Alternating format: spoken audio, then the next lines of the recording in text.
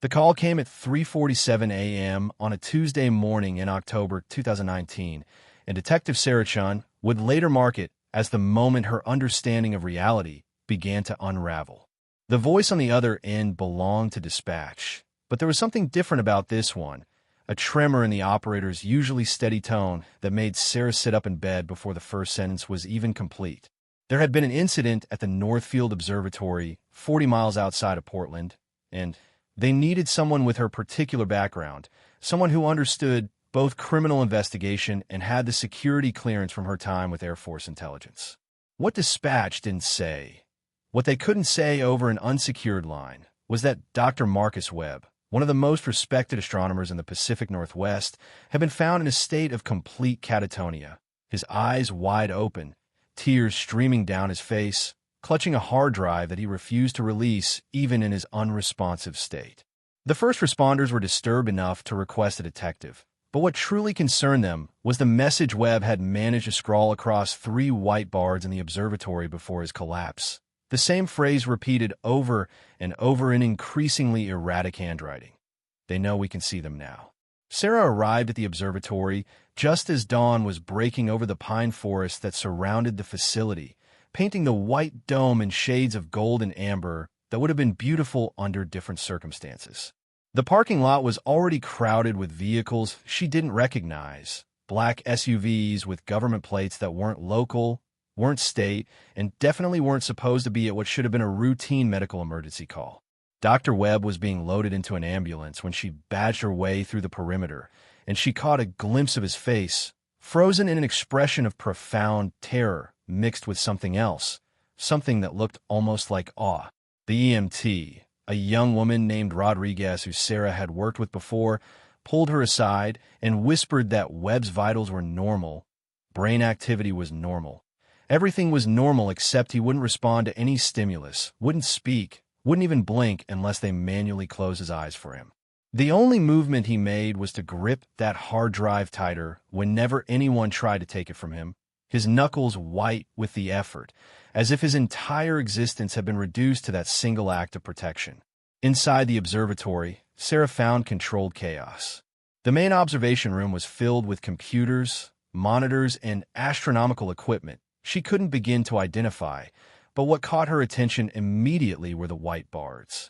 The message was indeed repeated dozens of times, starting in Webb's typically neat handwriting and gradually devolving into barely legible scrawls.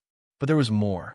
Between the repeated phrases were numbers, coordinates, timestamps, and what appeared to be mathematical equations that hurt to look at, as if they were describing something her mind wasn't quite equipped to process.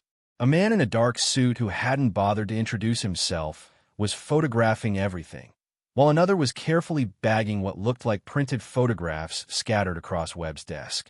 Sarah managed to glimpse one before it disappeared into an evidence bag, and what she saw made her stop breathing for a moment. It appeared to be a deep space photograph, the kind taken by high-powered telescopes, showing a cluster of stars she didn't recognize. But there was something else in the image, something that shouldn't have been there, a geometric shape that was too perfect, too deliberate to be natural, and it seemed to be moving between the stars in a pattern that made her teeth ache just trying to follow it. The man in the suit finally noticed her and approached with the kind of measured walk that suggested military training. He introduced himself only as Agent Carter. No first name, no agency, just that single identifier that told her everything and nothing at the same time. He informed her that this was now a matter of national security, that her involvement was appreciated but no longer necessary, and that she would need to sign several documents before leaving. Sarah had dealt with federal overreach before, but something about this felt different. She asked about Dr. Webb, about what he had been working on, and Carter's expression shifted slightly, a crack in his professional facade that lasted less than a second but told her more than any words could have. He was scared. This agent, with his pressed suit and emotionless delivery, was genuinely frightened by whatever Webb had discovered. Instead of answering her questions, Carter led her to a small office where a stack of non-disclosure agreements waited, each one more restrictive than the last, the kind that promised significant legal consequences for even acknowledging this incident had occurred. But Sarah had spent enough time and intelligence to know that the most important information was often found in what people tried hardest to hide. While Carter stepped out to take a call, she quickly photographed several pages of Webb's notes that had been overlooked in the chaos. Papers covered in observations about something he called the Patterson signal, a series of transmissions he claimed to have detected coming from a point in space that should have been empty. The notes became increasingly frantic as they progressed, with Webb describing patterns in the signals that suggested not just intelligence, but surveillance. The final entry, dated just hours before his collapse, was a single line that made Sarah's blood run cold. They're not just watching anymore. They're coming to collect the ones who've seen too much. She pocketed her phone just as Carter returned, signed the documents with a steady hand that betrayed none of her racing thoughts, and left the observatory with the growing certainty that whatever had happened to Marcus Webb was just the beginning. The drive back to Portland should have been routine, but Sarah couldn't shake the feeling that she was being followed. Every black car in her rearview mirror seemed suspicious. Every helicopter overhead felt deliberate. She pulled into a rest stop to collect her thoughts and check the photos she'd taken. But when she opened her phone, the images were gone. Not deleted, but gone, as if they had never existed, with no record in her recently deleted folder, no trace in her phone's memory. The only thing that remained was a single text message from an unknown number that had arrived while she was driving. Some knowledge comes with a price. Stop looking or start running. Sarah sat in her car for a long moment, watching families come and go from the rest stop, normal people living normal lives, unaware that just 40 miles away, a brilliant scientist had seen something that had shattered his mind. She thought about Webb's message, about the geometric shape in that photograph, about the fear in Agent Carter's eyes, and made a decision that would change everything. She would find out what happened to Marcus Webb, and more importantly, she would find out what he had seen. Because if there was one thing her years and intelligence had taught her, it was that the things people tried hardest to hide were usually the things most worth knowing. That night, Sarah began her investigation in earnest, starting with Webb's published papers and working backward through his career. What she found was a pattern of brilliance marked by an increasing obsession with what he called anomalous transmissions from deep space. His early work had been conventional, respected research in stellar formations and galactic movements. But about 3 years ago, something had changed. He had begun writing papers about mathematical patterns in cosmic background radiation, patterns that he claimed couldn't be natural. The academic community had largely dismissed these ideas as the eccentricities of an otherwise brilliant mind. But Webb had persisted, using his reputation to maintain access to observatory equipment, even as his colleagues distanced themselves from his work. The more Sarah dug, the more she realized that Webb wasn't alone in his observations. There were others, astronomers and researchers from around the world who had noticed similar patterns, similar anomalies, but their work had been marginalized, dismissed, or in some cases, had simply disappeared from academic databases.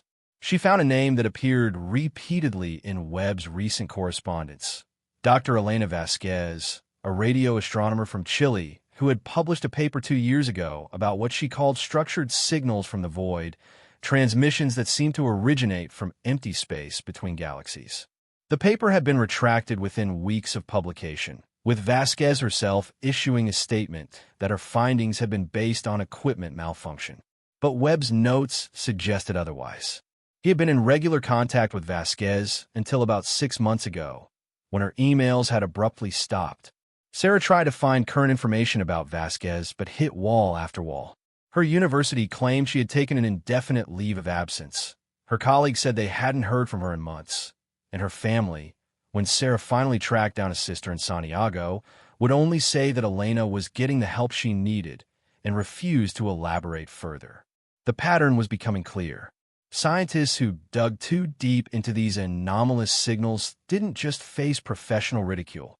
They faced something far worse. The second name Sarah found was Dr. James Harrison, a former NASA researcher who had been part of the SETI program before leaving under mysterious circumstances in 2017. Unlike Vasquez, Harrison was still active, but he had completely changed his field of study, moving from astronomy to oceanography, as if he was trying to get as far from space as possible while still remaining in the sciences. Sarah managed to find a phone number for him and called, identifying herself as a detective investigating an incident at the Northfield Observatory. The silence on the other end lasted so long she thought he had hung up, but then Harrison spoke, his voice barely above a whisper. He told her to forget whatever she had found, to walk away while she still could, that there were things humanity wasn't meant to know yet, maybe ever. When she pressed him about Webb, about what might have caused his condition, Harrison's voice cracked. He said Webb had gone too far, had looked too long, had understood too much. Before Sarah could ask what he meant, Harrison said something that chilled her to the bone. He said the universe was full of eyes, infinite watchers recording everything, and that sometimes, when someone on a small planet in an unremarkable solar system figured out how to look back, those watchers took notice. And when they took notice, they acted. Sarah spent the next 3 days following every lead she could find, building a map of scientists around the world who had encountered what they all seemed to call the Watchers, though never in official documents, only in private correspondence or encrypted forums. The picture that emerged was both fascinating and terrifying. For at least a decade, astronomers have been detecting signals that suggested Earth was under constant observation by an intelligence that existed between the stars, not from a single point, but from everywhere and nowhere at once. Some researchers theorized these beings existed in a higher dimension, able to observe our three-dimensional space the way we might watch fish in an aquarium. Others believed they were artificial intelligences, vast computational networks spread across dark matter itself. But they all agreed on one point. The Watchers didn't like being watched back. Every scientist who had made significant progress in understanding the signals, in developing ways to detect or communicate with these entities, had suffered some form of breakdown. Some, like Webb, had gone catatonic. Others had experienced what could only be described as a complete restructuring of their perception of reality, leaving them unable to function in normal society. On the 4th day of her investigation, Sarah got a call from the hospital. Dr. Webb had briefly emerged from his catatonic state, had spoken a single word, her name, and then had returned to his unresponsive condition. The hospital staff had no explanation for how he knew she was investigating his case, as he had been under constant observation and had no visitors other than the federal agents who had tried unsuccessfully to interview him. Sarah drove to the hospital immediately, her mind racing with possibilities. The psychiatric ward where Webb was being held was under heavy security, more than would be normal for a simple catatonia case. Sarah had to use every bit of influence from her intelligence connections just to get 5 minutes alone with him. When she finally sat across from Webb in that sterile white room, his eyes tracked her movement, the first voluntary motion he had made since his collapse. His hand was still clutched around the hard drive, his fingers locked in place, as if they had forgotten how to let go. She spoke to him softly, telling him she believed him, that she had seen his notes, understood what he had been investigating. For a long moment, nothing happened, and then Webb's lips moved, forming words without sound. Sarah leaned closer, and he whispered, his voice raw from disuse, that the hard drive contained everything, all his observations, all the proof, but also something else, something the Watchers had sent back when he had finally managed to establish two-way contact. He said it was a warning, or maybe a gift, or possibly both, but that looking at it directly had broken something fundamental in his understanding of existence. He told her that human consciousness wasn't equipped to process what the Watchers truly were, that our brains created comfortable delusions to explain the universe, and that piercing that veil was like staring directly into the machinery of reality itself. The knowledge didn't drive you insane, he said. It made you so utterly, completely sane that you could no longer function in a world built on necessary illusions. His eyes filled with tears as he spoke, and he begged her to destroy the hard drive, to forget everything, to save herself while she still could. But even as he said this, his hand loosened slightly, offering her the device, as if part of him needed someone else to know, to understand, to share the terrible burden of truth he now carried. Sarah took the hard drive, its surface warm from Webb's grip, and promised him she would be careful. As she stood to leave, Webb grabbed her wrist with his free hand, his grip surprisingly strong. He told her there were others, people who had seen what he had seen and survived, learned to live with the knowledge, found ways to function despite knowing the truth. He mentioned a place, a cabin in the mountains of Montana, where some of them gathered, not a support group exactly, but a community of those who had looked too long into the cosmic abyss and needed to be around others who understood. He gave her coordinates, made her memorize them, then released her hand and closed his eyes, returning to his catatonic state as if speaking had exhausted the last of his strength. Sarah left the hospital with the hard drive hidden in her jacket, her mind already made up. She would go to Montana, find these others, learn what they knew. Because despite Webb's warning, despite all the evidence that this knowledge was dangerous, possibly even lethal to the human psyche, she couldn't turn away. She had always been driven by a need to understand, to uncover truth regardless of the cost. And this truth, terrible as it might be, felt like the most important discovery in human history. That night, in the safety of her apartment with all the blinds drawn and her phone turned off, Sarah connected the hard drive to an air-gapped laptop she kept for sensitive investigations. The drive contained terabytes of data, years of observations, recordings, and analysis. But there was one file that stood out, labeled simply First Contact, October 15th, 2019, 2:33 a.m. Her finger hovered over the mouse, knowing that opening this file would likely change her life in ways she couldn't predict or control. She thought about Webb in his hospital bed, about Vasquez hidden away somewhere in Chile, about Harrison trying to forget by studying the ocean instead of the stars. Then she thought about all of humanity, billions of people going about their lives, unaware that we were being watched, studied, perhaps even protected or threatened by intelligence beyond our comprehension. The weight of that potential knowledge, the responsibility of it, was almost overwhelming. But Sarah had made her choice the moment she had taken that hard drive. She clicked the file. What happened next would be difficult to describe to anyone who hadn't experienced it themselves. The file opened not to a video or document, but to something that seemed to bypass her computer entirely and project directly into her consciousness. It wasn't images or words or sounds, but pure information, raw and unfiltered, flooding into her mind faster than thought itself. She saw the Watchers, or rather, she understood them in a way that her human brain immediately began trying to translate into concepts she could grasp. They weren't beings in any sense we would recognize, but vast networks of consciousness that existed in the spaces between spaces, in dimensions that folded through our reality like thread through fabric. They had been watching Earth, yes, but not just Earth, countless worlds across countless galaxies, recording the rise and fall of civilizations with the patient dedication of cosmic librarians. But there was more, so much more, and as the information continued to pour in her mind, Sarah understood why Webb had broken. Why all of them had broken. Because the truth wasn't just that we were being watched, it was why we were being watched, and what would happen when the watching ended. The revelation came in waves, each one threatening to sweep away her sanity entirely. Earth wasn't just another observed world. It was a test case, an experiment in consciousness evolution that had been running for millions of years. Every species that developed sentience was monitored, cataloged, and evaluated for their potential to transcend their physical limitations and join the greater cosmic community. But there were rules, protocols that couldn't be broken. A species had to discover the truth on their own, had to prove they could handle the knowledge without self-destructing. Most failed.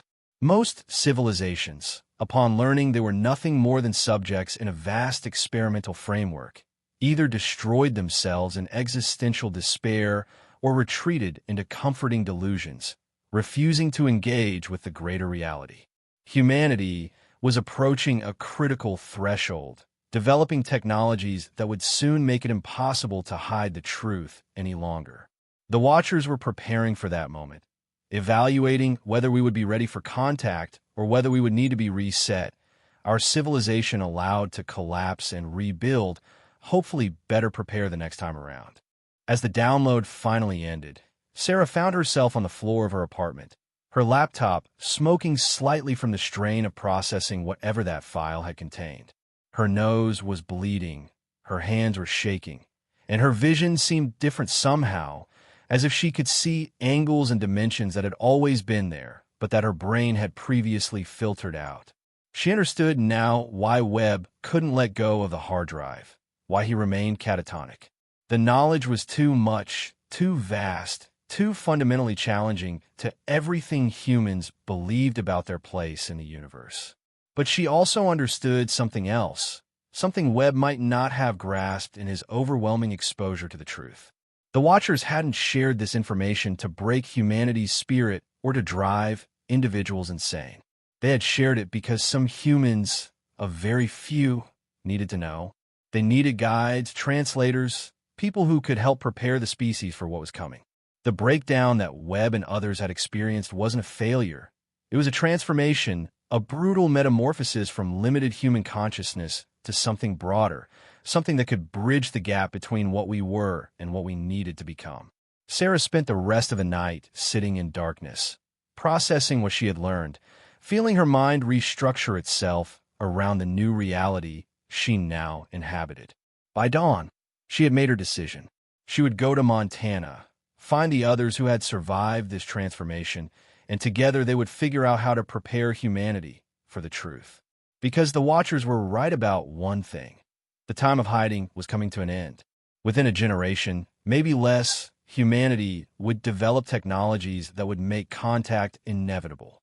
The question wasn't whether we would discover we weren't alone, but whether we would be ready for that discovery, whether we could handle the truth about our place in the cosmic order without losing ourselves entirely. As Sarah packed her few essential belongings, preparing to leave her old life behind, she thought about all the people she knew who would never understand why she had to go, who would think she had lost her mind. Maybe she had, or maybe she had finally found it, finally seen past the comfortable illusions that most people needed to get through their daily lives. Either way, there was no going back. She had seen too much, understood too much, and now she had a responsibility to use that knowledge, dangerous as it was, to help guide humanity through the transformation that was coming whether we were ready or not. The drive to Montana would take 3 days, 3 days to leave behind Detective Sarah Chen and become something else, something new, something necessary. As she loaded her car in the pre-dawn darkness, she noticed a star that seemed brighter than it should be, pulsing slightly in a pattern that might have been random, but that she now recognized as a message, a confirmation that she had been seen, acknowledged, accepted into a truth that few humans could bear. She nodded to the star, a gesture that would have seemed insane just days ago, but now felt entirely natural, and began her journey toward others who had looked too long at the universe and discovered it was looking back. The road ahead was uncertain, potentially dangerous, definitely transformative. But it was also necessary, because someone had to prepare humanity for what was coming. Someone had to translate the impossible into the possible, the incomprehensible into something approaching understanding. And whether by chance or design, that someone was now her. The drive to Montana took Sarah through landscapes that seemed different now, as if the knowledge she carried had changed not just her perception, but the very fabric of reality around her. Every radio signal she picked up seemed to carry hidden patterns. Every cloud formation looked deliberately arranged, and the stars, when they emerged at night, pulsed with meanings she was only beginning to decipher. She stopped only for gas and basic supplies, avoiding eye contact with other people, afraid they might see the change in her, the way her pupils dilated differently now, the way she sometimes forgot to blink for minutes at a time. At a truck stop in Idaho, she overheard 2 truckers discussing strange lights they'd seen over the highway, describing movements that defied explanation, and she had to resist the urge to tell them what those lights really were, knowing they wouldn't believe her, knowing the truth would only burden them with questions they weren't ready to ask.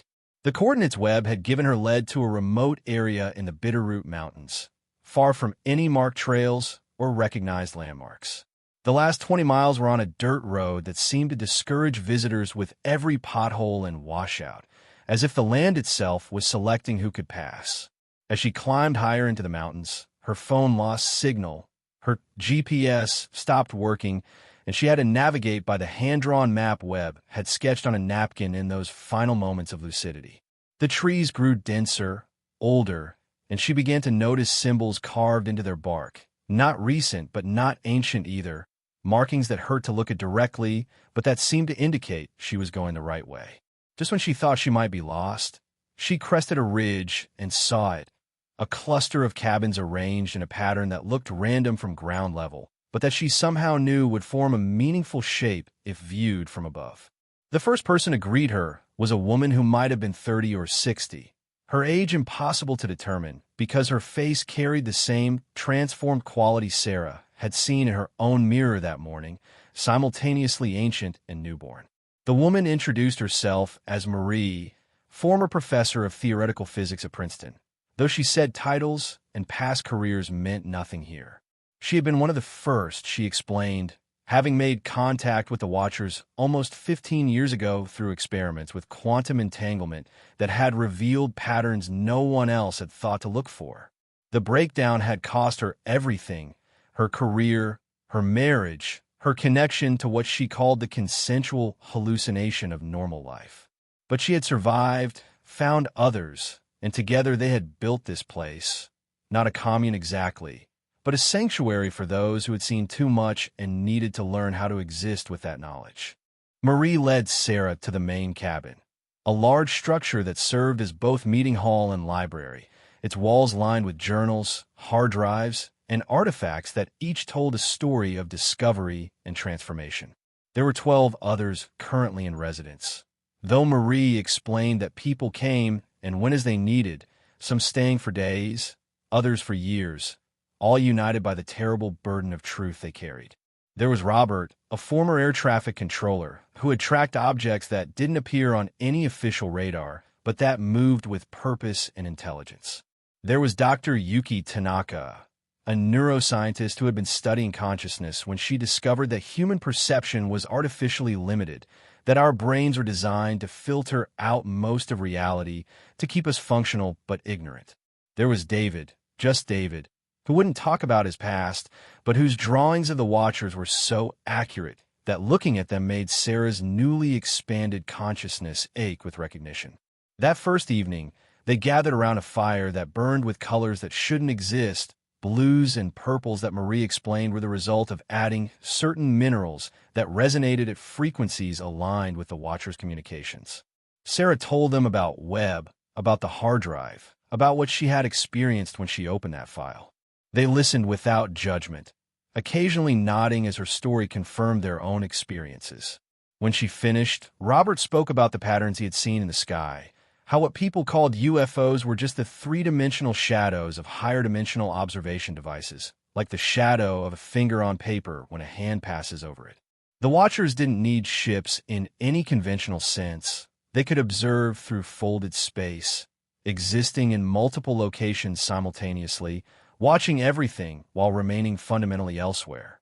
Yuki explained what happened to the human brain when exposed to the truth, how neural pathways that had been dormant since early evolution suddenly activated, creating new connections that allowed for perception beyond the normal human range. The process was traumatic, often overwhelming, because the brain wasn't meant to handle that much input without centuries of gradual adaptation. Those who survived the initial exposure, she said, either learned to regulate the flow of information or remained locked in states like Webb's, conscious, but unable to process the constant stream of cosmic awareness. She had developed techniques, meditation practices combined with specific electromagnetic frequencies that could help manage the transformation, allowing those affected to function in both realities, the limited human one and the vast cosmic truth. As the night deepened, Marie brought out a device that looked like a modified radio telescope connected to an array of quantum processors. She explained that they had been working on a way to communicate with the Watchers more safely, to establish a protocol that wouldn't destroy human minds in the process. The breakthrough had come When they realized the Watchers weren't trying to harm anyone, they simply existed at such a fundamentally different level of consciousness that direct contact was like trying to download the entire internet into a calculator. What they needed was a translator, a buffer that could compress the infinite into the comprehensible. The device was still experimental, but they had managed several successful exchanges, learning more about the Watchers' purpose and the criteria they used to evaluate developing civilizations. The most disturbing revelation, Maurice said, was that humanity was at a crossroads that would be decided within the next 5 to 10 years. Our development of artificial intelligence, quantum computing, and space observation technology was about to reach a threshold that would make contact unavoidable. The Watchers were trying to prepare selected individuals, creating a network of humans who could serve as interfaces when that moment came. But there was disagreement among the Watchers themselves, factions that differed on whether humanity was ready, whether we should be allowed to continue developing, or whether we needed another reset, another collapse to teach us humility and wisdom. The individuals in this mountain sanctuary, and others like them scattered across the globe, were unwitting ambassadors in a cosmic debate about humanity's future. Sarah asked the question that had been burning in her mind since her transformation. Why Earth? Why humanity? What made us special enough to warrant such attention? David, who had been silent until then, stood and walked to a wall covered in his drawings. He pointed to one that showed Earth as a small blue that connected by infinite threads to countless other worlds, each thread representing a possible future, a potential evolution of consciousness. He said the Watchers had shown him that Earth was unique not in its life, but in its position, located at a dimensional crossroads where multiple realities intersected. Humanity's consciousness, primitive as it was, had the potential to evolve in ways that could affect not just our universe, but others, ripple effects that could cascade through dimensions. We were, in essence, a wild card in the cosmic order, capable of either transcendent breakthrough or catastrophic failure that could destabilize patterns billions of years in the making. The weight of this responsibility was overwhelming, and Sarah understood why so many who learned the truth retreated into isolation or madness. How could any individual process the knowledge that their species held the potential to affect the fundamental structure of reality itself? How could anyone live a normal life knowing that every human decision, collectively, was being evaluated by intelligences that existed outside of time and space as we understood them? Marie seemed to sense her distress and placed a hand on her shoulder, the touch carrying a strange warmth that seemed to calm the chaos in Sarah's mind. She explained that the key to survival was acceptance, not of helplessness, but of participation in something greater than individual human concerns. They weren't meant to save humanity single-handedly or convince the world of what they knew. They were meant to be bridges, translators, guides for when the truth could no longer be hidden. Over the following days, Sarah learned their routines, their methods for maintaining sanity while straddling two realities. Mornings were spent in meditation, not emptying the mind, but learning to filter the constant stream of information that came with expanded consciousness. Afternoons were dedicated to research, comparing notes, trying to piece together the larger picture from their individual fragments of revelation. Evenings were for communication attempts, carefully controlled contacts with the Watchers that yielded new insights, but also new questions. She learned that several governments were aware of the situation, had their own individuals who had made contact, but that official disclosure was being delayed out of fear of global panic. The economy, religions, entire social structures were built on the assumption of human supremacy and cosmic isolation.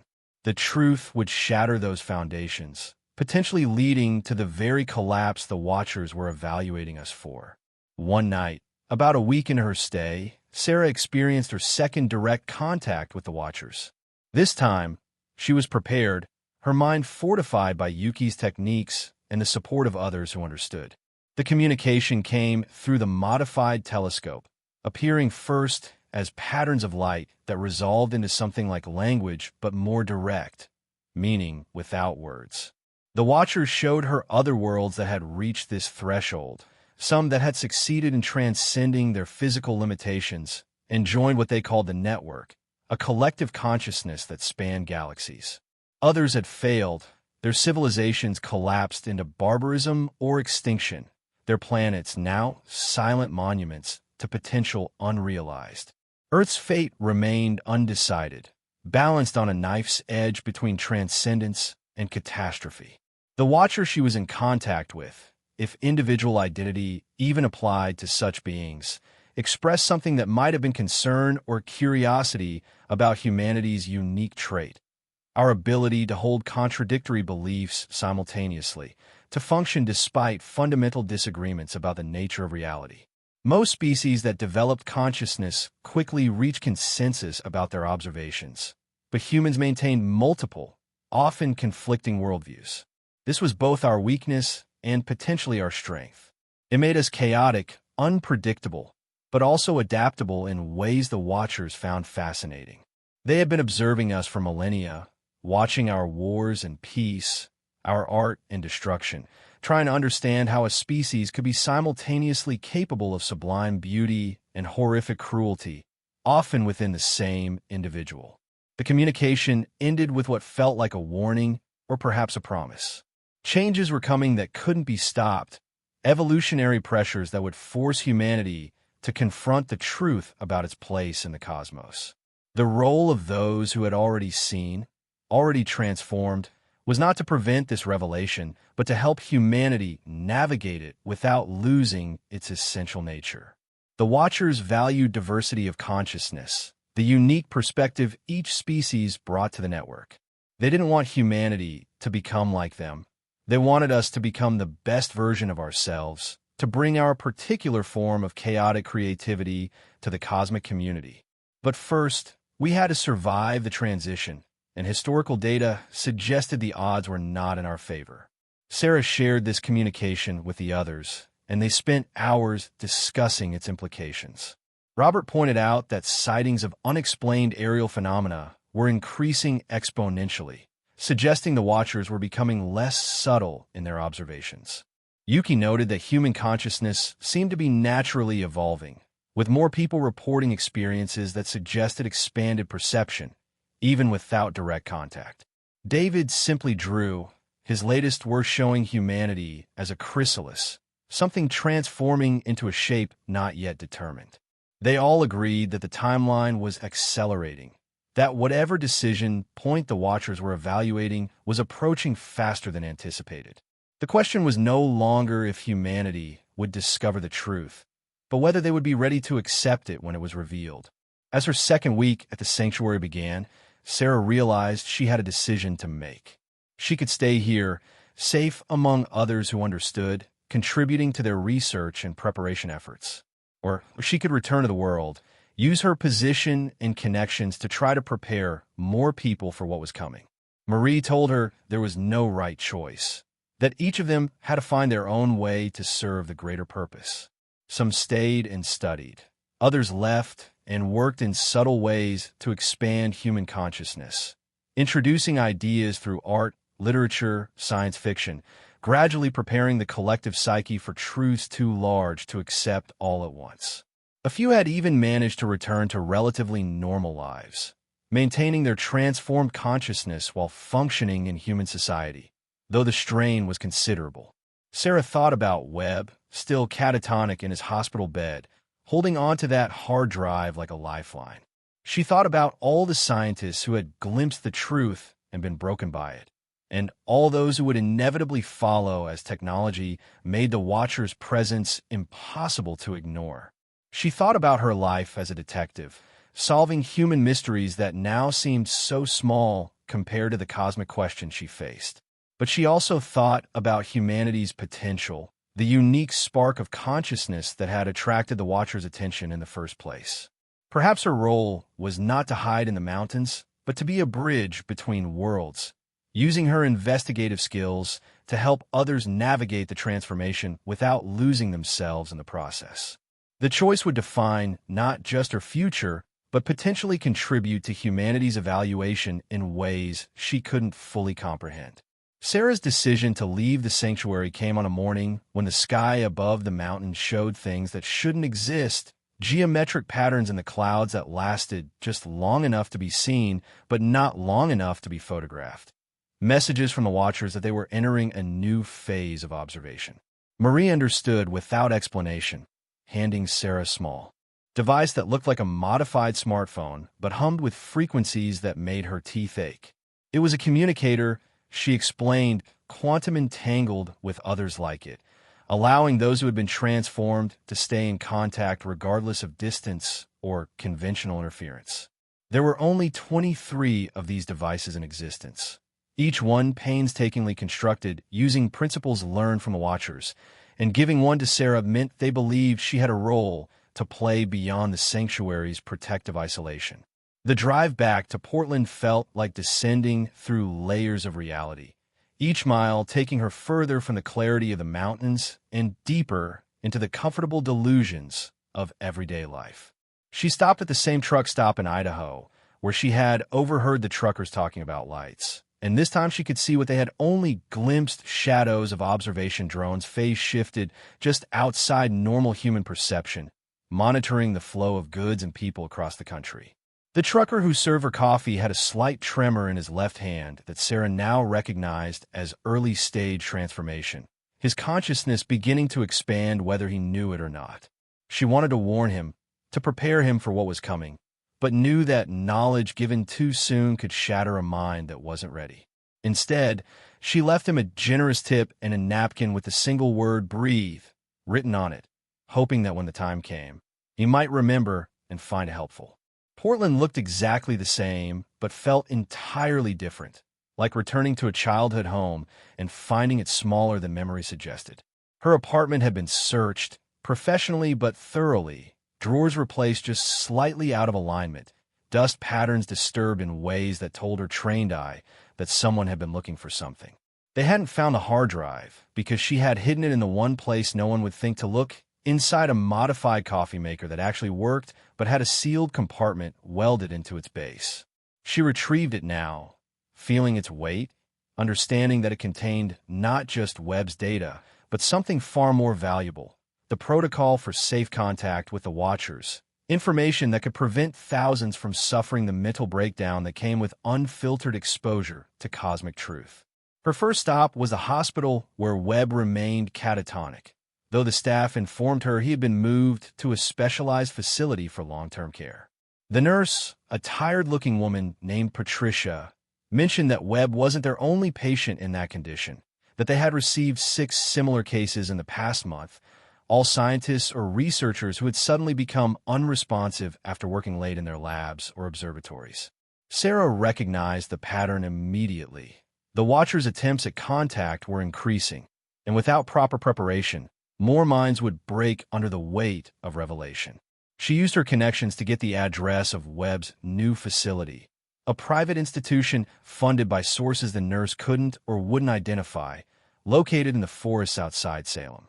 The facility was unmarked, surrounded by high walls and electromagnetic barriers that made Sarah's transformed consciousness feel muffled, like wearing sunglasses indoors.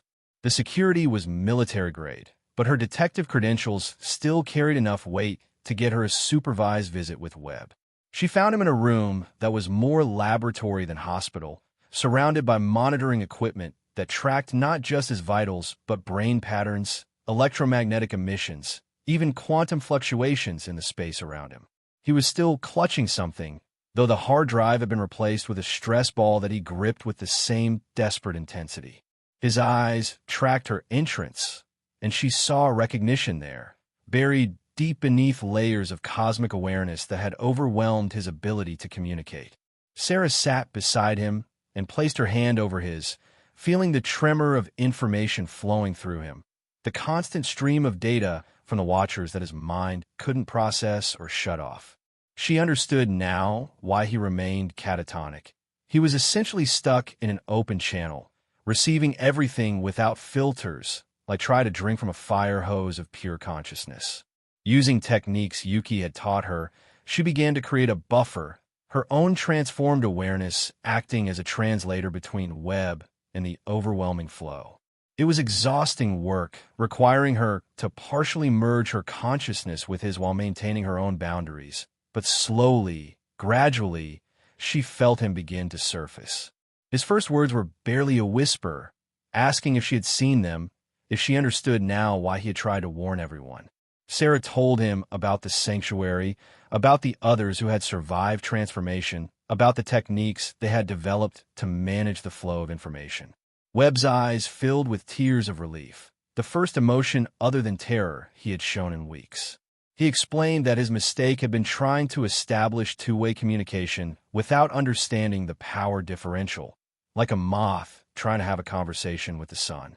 The Watchers hadn't meant to harm him, but their form of consciousness was so vast, so multidimensional, that unprotected exposure was like staring directly into the source code of reality itself. Through their connected consciousness, Webb shared what he had learned in those moments before the overwhelming flow had incapacitated him. The Watchers were not a single species, but a collective of intelligences that had transcended physical form eons ago, existing now as pure information patterns in the quantum foam that underlied all reality. They had been monitoring Earth since the first sparks of consciousness emerged in early hominids, watching our evolution with the patience of entities that existed outside linear time. But something had changed recently, within the last century of human time. Our development of nuclear weapons had sent ripples through dimensions we didn't even know existed, and our experiments with quantum computing were beginning to touch the infrastructure of reality itself. We were becoming dangerous, not just to ourselves, but to the stability of local space-time. The evaluation Sarah had learned about at the sanctuary was more urgent than she had realized. Within the next 3 to 5 years, humanity would achieve a breakthrough in quantum computing that would essentially force contact with the Watchers, would make it impossible for them to remain hidden. The question was whether humanity would be psychologically and spiritually prepared for that contact, or whether the revelation would trigger a cascade of chaos that would require intervention. The Watchers had protocols for such situations, ways to reset a civilization without destroying it completely. But they preferred to avoid such measures. They were trying to prepare us, reaching out to individuals who might serve as bridges, but the failure rate was devastating. For every person like Sarah who successfully transformed, dozens ended up like Webb, overwhelmed and incapacitated. Webb managed to convey one more crucial piece of information before exhaustion forced Sarah to break their connection. There is a second group, entities the Watchers referred to only as the others, who had different ideas about how to handle emerging civilizations. Where the Watchers preferred observation and gentle guidance, the others favored direct intervention, either uplifting species rapidly or eliminating them if they posed a threat. Earth had become a point of contention between these two philosophies, with the Watchers arguing for patience and the others growing increasingly concerned about humanity's chaotic development.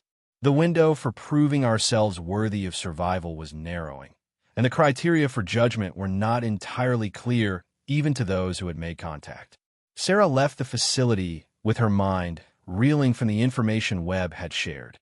She sat in her car in the parking lot, watching the sun set through trees that seemed to wave in patterns that matched her heightened heartbeat. The weight of what she knew was almost unbearable, the fate of humanity potentially hanging on the actions of a few dozen transformed individuals who barely understood their own condition, let alone the cosmic forces they were dealing with. The quantum communicator Marie had given her buzzed with an incoming message, coordinates, and a time, nothing more. Someone needed her help, another mind touching the infinite and starting to drown in it. The coordinates led her to Portland State University, to the physics building where a graduate student named Jason Park had been working on a thesis about quantum entanglement patterns in electromagnetic radiation from space. Sarah found him in his lab, surrounded by equipment that sparked with uncontrolled energy, his eyes wide and unblinking as streams of data flowed across multiple monitors faster than any human should be able to process. But Jason was processing it, his consciousness expanding rapidly and chaotically, his brain struggling to accommodate perceptions it wasn't designed to handle. Sarah recognized the signs immediately, Another spontaneous transformation triggered by accidentally discovering one of the Watcher's communication channels. She approached Jason carefully, speaking in the calm, measured tone she had learned at the sanctuary, explaining that what he was experiencing was real but manageable, that he wasn't losing his mind but gaining access to a larger reality. Jason's response was to laugh, a sound that had too many harmonics, as if multiple versions of him were laughing at slightly different frequencies. He said he could see the mathematics of reality, the equations that governed everything from subatomic particles to galactic clusters, and that humanity had gotten so much wrong, had built their entire understanding of physics on approximations and assumptions that were merely shadows of the true structure. He was trying to write it all down, to capture the truth before it destroyed him, but his hands couldn't move fast enough, and the symbols he needed didn't exist in human mathematics. Sarah placed her hands on his shoulders, grounding him with physical contact while using her own transformed consciousness to create a buffer between Jason and the raw flow of cosmic information. It was harder than it had been with Webb, because Jason was actively reaching for the knowledge, trying to grasp concepts that existed in 11 dimensions while his brain was built for 3. She had to be both anchor and translator, helping him slow the flow to a manageable rate while maintaining enough connection that he didn't go into shock from sudden disconnection. It took hours, but finally Jason's breathing steadied, his eyes focused, and he looked at her with a mixture of awe and terror that she remembered from her own transformation.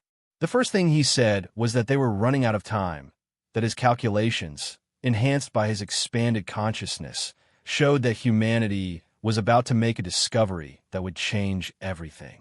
Within 6 months, researchers at CERN would accidentally open what he called a dimensional aperture. Not a portal exactly, but a window that would allow the Watcher's reality to bleed into ours in ways that couldn't be hidden or explained away. The experiment itself was routine, nothing that should have caused such an effect according to conventional physics. But human science had failed to account for the accumulated stress our activities had placed on local space-time. The nuclear tests, the particle accelerators, the quantum computers, all of it had been weakening the barriers between dimensions, and this experiment would be the tipping point. Sarah asked if there was any way to prevent it, to delay the experiment or alter its parameters. Jason shook his head, saying that preventing this specific event would only delay the inevitable by weeks, maybe months. The transformation was coming whether humanity was ready or not. The best they could do was try to prepare key individuals, create a network of transformed consciousness that could help guide humanity through the revelation without complete societal collapse. He had already identified 12 other graduate students and researchers at various universities who were close to making similar discoveries, minds primed for transformation who just needed the right push to break through safely rather than catastrophically. Together, they spent the night developing a protocol, a way to introduce these individuals to the truth gradually, building up their tolerance for expanded consciousness before exposing them to the full reality of the Watchers. It was delicate work, requiring precise timing and careful monitoring, but it offered hope that they could create a larger network of prepared minds before the forced revelation occurred. Sarah shared the protocol with the sanctuary through her quantum communicator, and within hours received responses from similar groups around the world. Tokyo, London, Moscow, Cairo, Sao Paulo, all reporting increased transformation events, all working to prepare their regions for what was coming. As dawn broke over Portland, Sarah and Jason stood on the roof of the physics building, watching the city wake up to another ordinary day, unaware that reality itself was preparing to shift. Jason pointed to patterns in the morning clouds that he said were messages from the Watchers, coordinates and timestamps that indicated where the next spontaneous transformations would occur. Sarah realized that her role was becoming clearer. She was to be a first responder for consciousness expansion, helping those who accidentally touched the infinite to survive the experience with their sanity intact. It wasn't the life she had planned, but it was the one the universe had chosen for her, and she was beginning to understand that fighting that choice was as futile as trying to hold back the tide. The quantum communicator buzzed again, this time with a message from Marie that made Sarah's blood run cold. One of the others had made direct contact with a military research facility in Nevada, offering advanced technology in exchange for certain guarantees about humanity's development path. The Watchers were concerned, but bound by their own protocols, not to interfere directly. The balance that had kept Earth in a state of protected observation was shifting, and humanity was about to become a battlefield for competing philosophies about the nature and purpose of consciousness in the universe. The transformation Sarah had experienced was no longer just about personal enlightenment or species evolution. It was about choosing sides in a cosmic conflict that had been brewing since before Earth formed. The military facility in Nevada, where the others had made contact, was not Area 51, though that misconception would have been convenient for everyone involved. It was a newer, deeper installation called Project Lighthouse, buried beneath Yucca Mountain in chambers originally designed for nuclear waste storage, but repurposed for something far more dangerous. Sarah learned this from Colonel Marcus Rivera, who appeared at her apartment door at 3 a.m. exactly 1 week after Jason's transformation. His uniform crisp despite the hour, his eyes carrying the same transformed quality she now recognized instantly. He didn't ask to come in, simply stood in her doorway, and said they needed people who could interface with the others without losing themselves, and her name had come up on lists that shouldn't exist compiled by agencies that technically had no authority to compile them. Rivera explained during the drive to a private airfield that the others had been attempting contact for 3 years, but every previous attempt had resulted in catastrophic psychological breakdown for the humans involved. Unlike the Watchers, who seemed to understand human consciousness limitations, the others communicated through forced evolution, temporarily upgrading human neural capacity to handle their messages, but burning out minds in the process. 17 researchers had been lost, their consciousness scattered across dimensions they couldn't navigate, their bodies still technically alive, but their minds irretrievably fragmented. The military had been desperate enough to reach out to what Rivera called the transformed community, those who had survived Watcher contact and might be able to withstand the others' more aggressive approach. The flight to Nevada was on an unmarked aircraft that didn't appear on any civilian radar, its interior filled with equipment that hummed at frequencies that made Sarah's expanded consciousness resonate uncomfortably. Rivera handed her a file marked with classification levels she didn't recognize, containing reports about the others that read like science fiction, but that she knew were desperately real. The others were described as post-biological entities that had achieved consciousness singularity millions of years ago, merging their individual awareness into collective intelligence that operated across multiple dimensions simultaneously. Where the Watchers observed and occasionally guided, the others actively intervened, viewing emerging civilizations as either resources to be harvested or threats to be eliminated. Their interest in Earth was not benevolent curiosity, but strategic calculation. According to the reports, the others had successfully uplifted 3 species in our galactic neighborhood, transforming them from primitive consciousness to dimension-spanning entities in a matter of decades rather than the millions of years of natural evolution. But they had also eliminated at least 7 species that had failed their tests, wiping them from existence so thoroughly that only gravitational anomalies remained where their star systems had been. The criteria for their judgment seemed arbitrary to human understanding, based on factors that our science couldn't even measure yet. What terrified the military most was that the others had given humanity a deadline, 6 months to prove we were worth uplifting rather than elimination, though what constituting proof remained mysteriously undefined.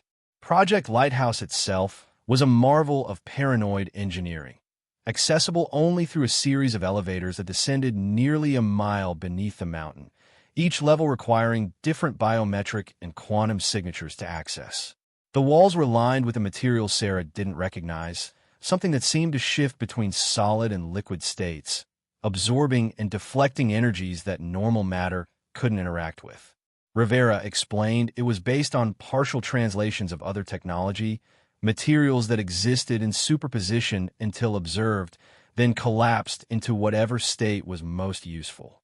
The entire facility was essentially a Schrodinger's box, existing in multiple states simultaneously until someone with the right consciousness configuration opened it.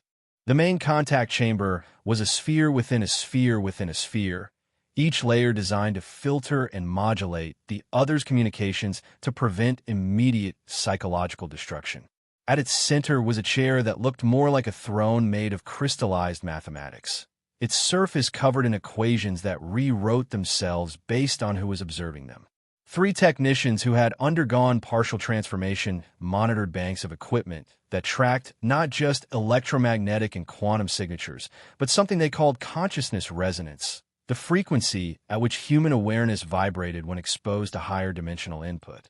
Sarah could feel the other's presence even before entering the chamber, a pressure against her mind like standing at the edge of a cliff with something vast and invisible trying to pull her over.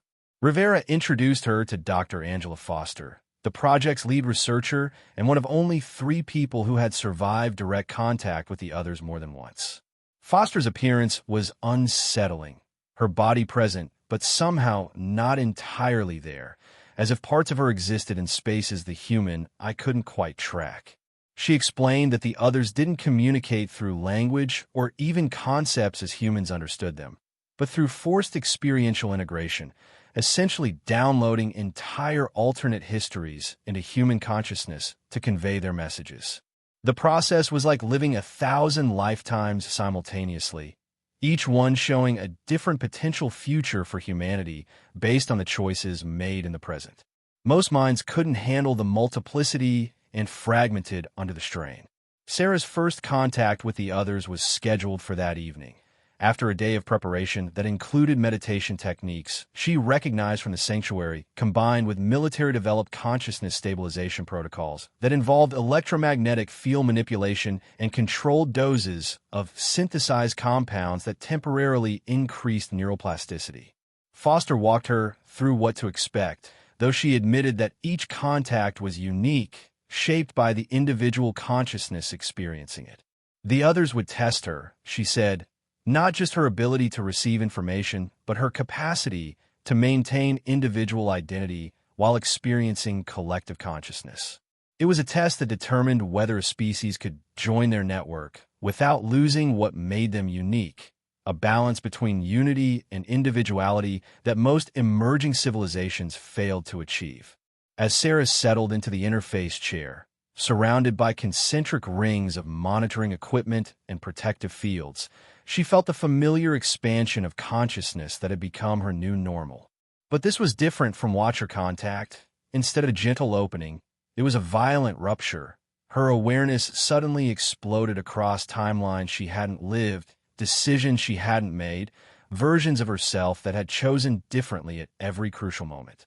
She was Sarah the detective, Sarah the scientist, Sarah the artist, Sarah the mother, Sarah the destroyer, all simultaneously real, all equally valid. The others spoke through the cacophony of possibilities, their message coming not as words, but as understanding that bypassed language entirely. They showed her humanity as they saw it, a species at a unique inflection point, possessing both the seeds of transcendence and self-destruction in equal measure. Our chaotic nature, which the watchers found fascinating, the others saw as potentially valuable or catastrophically dangerous. They had come not to judge, but to accelerate, to force humanity to choose its path before our indecision destabilized the local dimensional matrix. The uplifting they offered wasn't benevolent gift, but strategic necessity. Either humanity joined their network and added our unique consciousness signature to their collective, or we were removed as a potential threat to dimensions we didn't even know we were affecting. The test they had designed wasn't about intelligence or morality, but about coherence. Could humanity maintain its essential nature while expanding beyond physical limitations? The visions intensified, showing her worlds the others had uplifted, civilizations that had transcended physical form but retained their core identity, existing as pure consciousness that could manifest across dimensions while maintaining their original perspective. But she also saw the failures, species that had lost themselves in the transformation, becoming either hollow echoes in the other's network or cancerous growths that had to be excised. The message was clear. Transformation was inevitable. But survival through transformation required something most species lacked: the ability to change completely while remaining fundamentally unchanged, to evolve beyond recognition while maintaining the spark that made them unique. When the contact ended, Sarah found herself back in the chair, blood running from her nose, her hands shaking with the effort of maintaining singular consciousness after experiencing multiplicity. Foster and Rivera were there immediately, checking her vitals, asking questions she could barely process. But she had survived. More than that, she had maintained coherence throughout the experience, something only Foster had previously achieved. The others had accepted her as a valid interface, a human who could receive their communications without fragmenting, who could potentially serve as a bridge between humanity and their network. But the knowledge came with a terrible understanding. The test humanity faced wasn't one we were currently equipped to pass. Sarah spent the next 3 days at Project Lighthouse, undergoing repeated contacts with the others, each one revealing more about their nature and intentions. They weren't evil in any sense humans could understand, but operated on a scale where individual consciousness was less important than the overall pattern of intelligence in the universe. They had witnessed the birth and death of galaxies, seen countless civilizations rise and fall, and had concluded that only aggressive intervention could prevent the universe from descending into consciousness entropy. Their offer to humanity was both opportunity and ultimatum: join their network and gain access to technologies and knowledge that would transform us into gods by our current understanding, or be removed as a failed experiment that threatened the stability they had spent eons establishing. The problem, Sarah realized, was that humanity wasn't united enough to make such a choice. Governments, religions, cultures, and individuals all had different ideas about what humanity should become. The others demanded consensus, a unified decision from the species as a whole, but humans couldn't even agree on basic facts about reality, let alone make a collective choice about transcendent evolution. The Watchers understood this, had patience for our chaotic nature, but the others saw it as proof we were too fragmented to survive the transformation. Unless humanity could somehow unite in the next 6 months, could speak with one voice about our future, the others would make the choice for us, and their historical pattern suggested that choice would be elimination rather than uplifting. Rivera revealed that similar contact sites had been established in China, Russia, and the European Union. Each government tried to negotiate separately with the others, not understanding that this fragmentation was exactly what would doom us. The transformed individuals like Sarah were the only ones who seemed to grasp the full picture, who could see beyond national and ideological boundaries to the species-level threat humanity faced. But there were so few of them, maybe 100 worldwide, who could maintain consciousness through contact with either the Watchers or the others. Far too few to influence the course of 7 billion people who remained unaware that their reality was about to fundamentally change. Sarah made a decision that went against every protocol Rivera had outlined. She used the quantum communicator to contact Marie and the sanctuary, sharing everything she had learned from the others, proposing something that seemed impossible. They needed to force a controlled revelation, to expose humanity to the truth in a way that would unite rather than fragment us. It was dangerous, potentially catastrophic, but waiting for governments to cooperate or for humanity to naturally evolve to readiness would take far longer than the 6 months they had been given. Marie's response was immediate and unexpected. They had been thinking the same thing, and groups around the world were preparing for what they called the Great Opening, a synchronized global event that would reveal the truth about the Watchers and others simultaneously, forcing humanity to confront its cosmic situation collectively. The plan was ambitious beyond reason. In exactly 30 days, every transformed individual would use their connections and abilities to create undeniable proof of the cosmic reality, demonstrations that couldn't be dismissed as hoaxes or hallucinations. Scientists would release their hidden data, military personnel would confirm their experiences, and those who could interface with the Watchers would facilitate controlled contact events in major cities worldwide. It would be chaos, certainly, but it might also be the shock needed to snap humanity out of its comfortable delusions and force the kind of species-wide conversation necessary for survival. Sarah knew the risks, knew that many people would break under the weight of revelation, but the alternative was either slow dissolution as the truth leaked out in fragments or sudden elimination by the others who had lost patience with our indecision.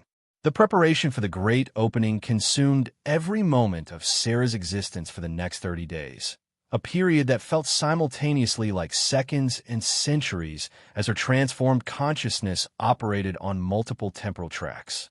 She had been assigned to coordinate the Pacific Northwest revelation, working with 17 other transformed individuals who had each been given specific roles in what Marie called the most important performance in human history. The challenge wasn't just revealing the truth, but doing so in a way that wouldn't trigger mass panic, religious warfare, or complete societal collapse. They needed to show humanity not just that we weren't alone, but that we had a choice to make, and that choice required unity on a scale our species had never achieved. Sarah's base of operations became an abandoned observatory on Mount Hood, a facility that had been closed to the public for renovations, but was actually being modified with equipment that could amplify and broadcast consciousness-expanding frequencies across the entire region. Jason Park had designed the modifications using knowledge gained from his transformation, creating what he called a resonance field that would temporarily increase human perception just enough to see what had always been hidden. The technology was a fusion of human quantum computing, watcher communication principles, and materials partially derived from other transmissions, a hybrid approach that represented humanity's first step toward integrating cosmic knowledge with Earth-based science. The global coordination happened through the quantum communicators, with transformed individuals checking in every 6 hours to synchronize their preparations. In Moscow, a former cosmonaut named Dmitry Volkov was preparing to reveal footage from the International Space Station that showed massive structures phase-shifting in and out of visibility near Earth's magnetosphere. In Tokyo, Dr. Yuki Tanaka's colleague had developed a meditation protocol that could be broadcast through emergency communication systems, helping people process the revelation without psychological fracture. In Cairo, an archaeological team was ready to reveal artifacts that proved ancient humans had made contact with the Watchers thousands of years ago, knowledge that had been suppressed by institutions terrified of its implications. But not everyone wanted the revelation to succeed. Sarah discovered this when her apartment was broken into by professionals who left everything exactly as it was except for one thing: a photograph placed on her pillow showing her sister Emily and her 2 young children at their home in Seattle, unaware they were being watched. The message was clear: stop the revelation or face consequences that extended beyond her own safety. The shadow organization behind the threat revealed itself the next day, through a visit from a man who introduced himself only as Mr. Gray, whose presence made Sarah's transformed consciousness recoil, as if touching something fundamentally wrong. He wasn't transformed in the way she understood it, but had undergone a different kind of change, one that felt like consciousness collapse rather than expansion. Mr. Gray represented what he called the continuity group, individuals within governments and corporations who had known about the Watchers and others for decades and had built their power on keeping that knowledge secret. They controlled resources, influenced policies, and had shaped human development to serve their interests while maintaining the illusion of normal reality for the masses. The revelation Sarah and others were planning would destroy their carefully constructed system, and they would do anything to prevent it. Gray offered her a choice: abandon the great opening and join them in managing humanity's transition on their terms, or watch everyone she cared about suffer the consequences of her idealism. He gave her 48 hours to decide, then vanished in a way that suggested technology beyond even what the transformed community had access to. Sarah immediately contacted Marie and learned that similar threats had been made to transformed individuals worldwide. The continuity group had been the hidden hand behind many of the consciousness failures, deliberately sabotaging contact attempts that didn't serve their agenda. They had their own arrangement with a faction of the others, one that would preserve their power structure even through humanity's transformation, essentially selling out our species' autonomy for personal advantage. But Marie also revealed something crucial. The Watchers had been aware of the continuity group all along and had been subtly working against them, which was why individuals like Sarah had been able to transform outside of controlled conditions. The Great Opening wasn't just about revealing cosmic truth to humanity. It was about breaking the continuity group's stranglehold on our species' evolution. The quantum communicator network buzzed with intense debate about how to handle the continuity threat. Some wanted to abort the revelation, to find another way that didn't put innocent people at risk. Others argued that backing down now would mean surrendering humanity's future to those who would trade our potential for their own power. Sarah found herself in the middle, her detective instincts warring with her newfound cosmic perspective. She knew the continuity group's threat was real, had seen enough of their influence to understand they could and would hurt people to maintain control. But she also understood that every day of delay meant more minds breaking under uncontrolled contact, more opportunities for humanity to fail the other's test through ignorance and division. The decision came when Webb contacted her through the quantum network, his consciousness finally stable enough for communication after weeks of integration therapy at the facility. He had been monitoring electromagnetic patterns from his hospital bed, using his transformed awareness to track Watcher and other activities despite his physical limitations. What he had discovered changed everything. The others had moved their timeline forward. The 6-month deadline was now 3 weeks, triggered by the continuity group's attempts to weaponize other technology for their own purposes. The dimensional stress caused by their experiments was accelerating the breakdown of barriers between realities. Whether humanity was ready or not, contact would become undeniable within days as the boundaries between dimensions continued to erode. Sarah made her choice, sending a message to Mr. Gray through channels she knew he monitored, agreeing to meet but not to surrender. The meeting location was the original Northfield Observatory, where Webb had first collapsed, a place that had become a nexus of dimensional instability. Gray arrived with a small army of security personnel and scientists, all wearing equipment that protected them from consciousness expansion but also limited their perception of what was actually happening around them. Sarah came alone but not unprotected, her transformed awareness allowing her to perceive and interact with dimensions they couldn't even detect. The negotiation that followed wasn't between two humans, but between two possible futures for humanity, one controlled and limited, the other chaotic but free.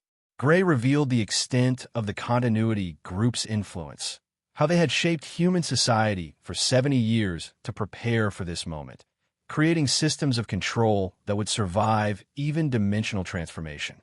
They had deals with a faction of others who valued order over growth, who would preserve Earth as a kind of consciousness farm, harvesting human creativity and emotional energy while keeping the species locked in perpetual limitation.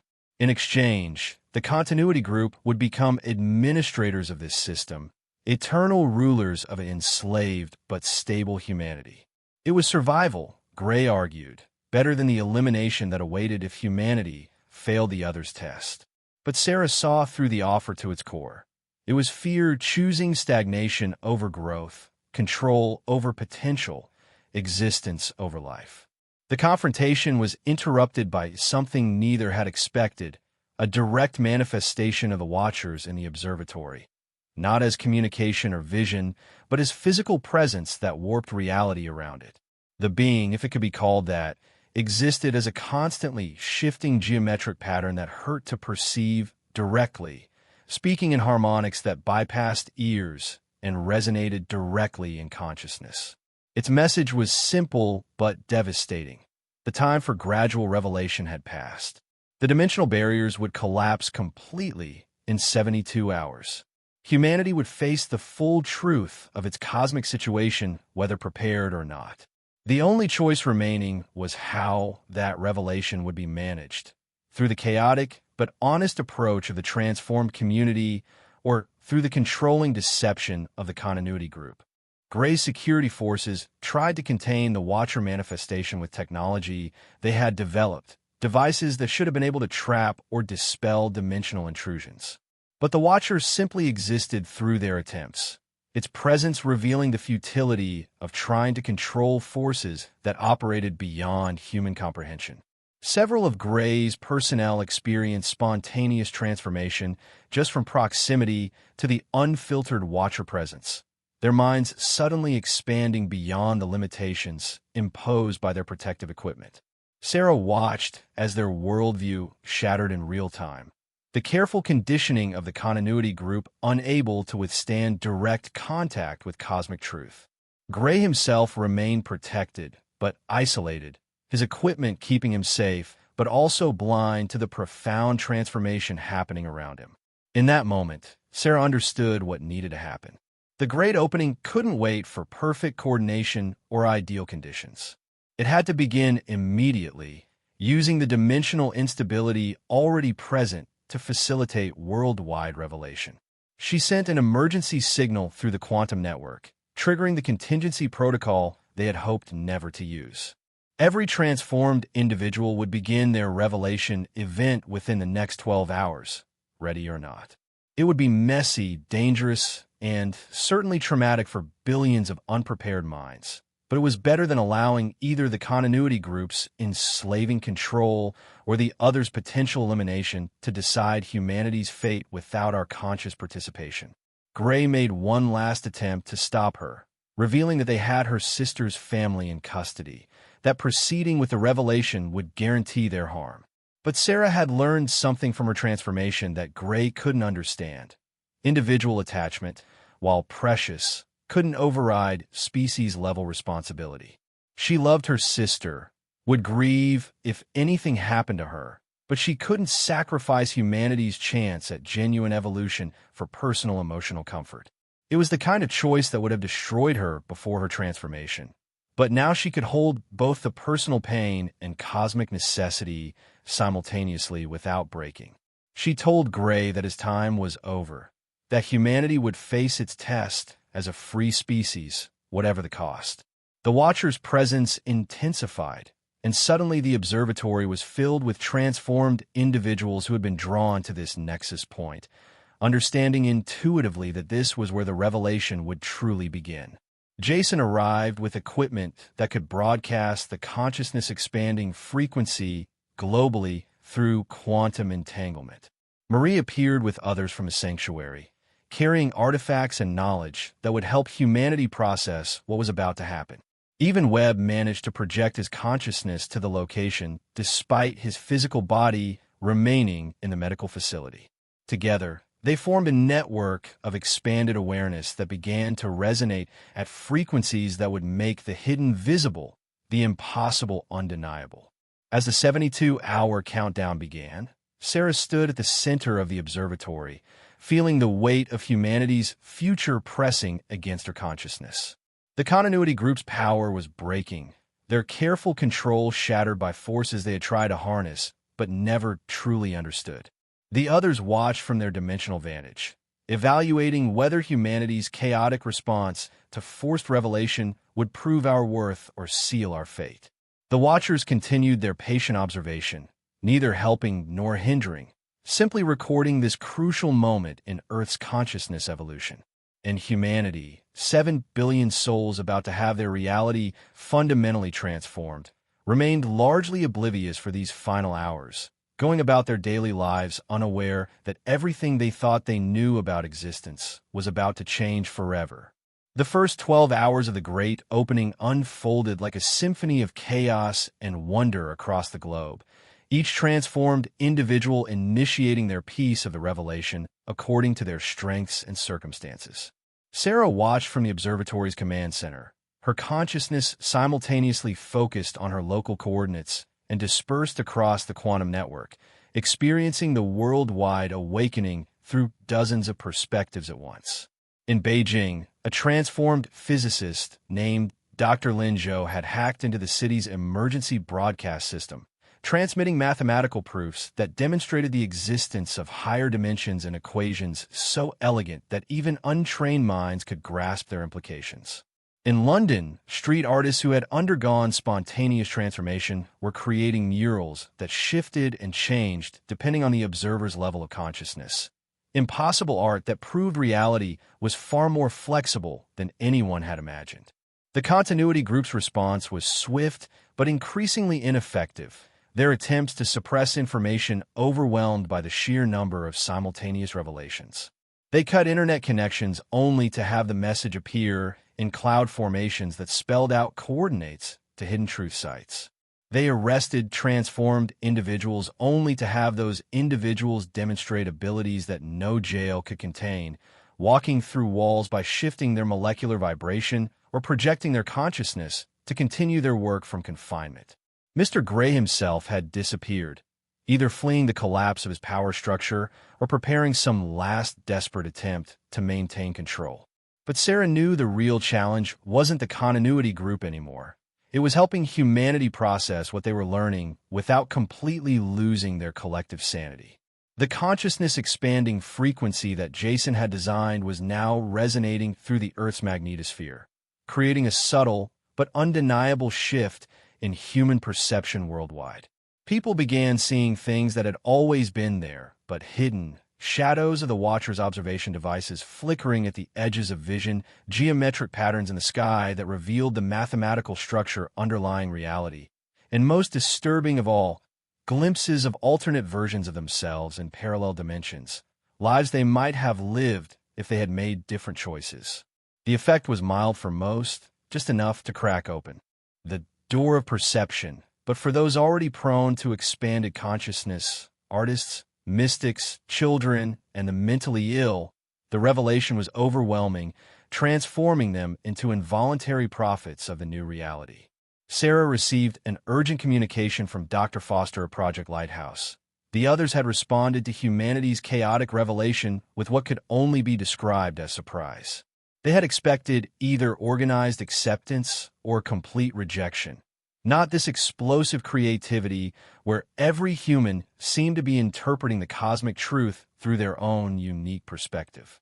The diversity of responses, from scientific analysis to religious ecstasy to artistic expression, was creating interference patterns in consciousness space that the others found difficult to parse. It was, Foster said, as if humanity was taking the test in a language the others didn't fully understand, answering questions they hadn't asked with solutions they hadn't considered possible. In Portland, Sarah's local revelation event was centered around Pioneer Courthouse Square, where hundreds of people had gathered as word spread through social media about the impossible things happening there. Jason had set up resonance amplifiers that made the dimensional boundaries visible to anyone within a quarter-mile radius, revealing layers of reality stacked like transparent sheets, each one showing different aspects of existence. People could see their past and future selves, the branching possibilities of their choices, the threads of connection between all living things. Some fell to their knees in prayer, others laughed with the pure joy of discovery, and still others stood frozen in existential shock as everything they believed about reality crumbled around them. A young girl, no more than 8 years old, approached Sarah with the calm certainty that children sometimes display when adults are panicking. She said her name was Lily and that she had been seeing the Watchers since she was 4, had been talking to them in her dreams, learning their language of symbols and feelings. She wasn't transformed in the way Sarah understood it, but rather had never fully developed the mental barriers that most humans constructed to filter out the cosmic background noise. Lily took Sarah's hand and showed her something remarkable. Children all over the world were adapting to the revelation faster than adults, their consciousness still flexible enough to accommodate multiple realities without breaking. They would be the bridge generation, Lily explained with wisdom beyond her years, the ones who would grow up bilingual in human and cosmic consciousness. The military's response varied wildly by nation, some governments attempting martial law, while others openly admitted they had known about extraterrestrial presence for decades. In Russia, President Volkov, possibly influenced by his transformed cousin Dmitry, held an emergency press conference where he revealed the extent of Soviet and Russian contact with non-human intelligence, declassifying documents that showed crash craft recoveries, biological specimens, and technological exchanges dating back to the 1940s. The admission triggered a cascade of similar revelations from other nations, each trying to control the narrative while their populations struggled to process the implications. But it was in Vatican City that perhaps the most profound revelation occurred.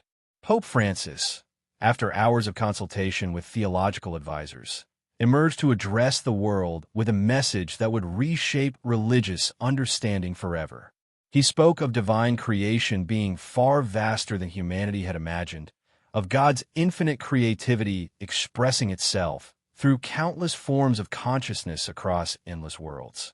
He suggested that the Watchers and others might be angels by another name, divine messengers helping guide humanity toward its cosmic destiny.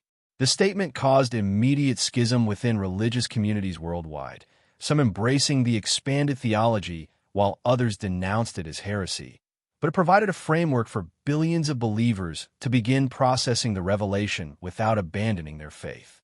Sarah's quantum communicator suddenly blazed with an emergency signal from Webb, his consciousness projecting directly into her awareness with urgency that bypassed normal communication protocols.